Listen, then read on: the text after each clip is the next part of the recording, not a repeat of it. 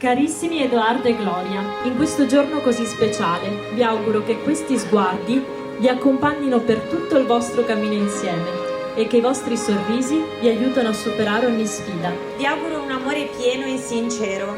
Vi auguro di essere indispensabili l'uno per l'altra e di supportarvi vicendevolmente.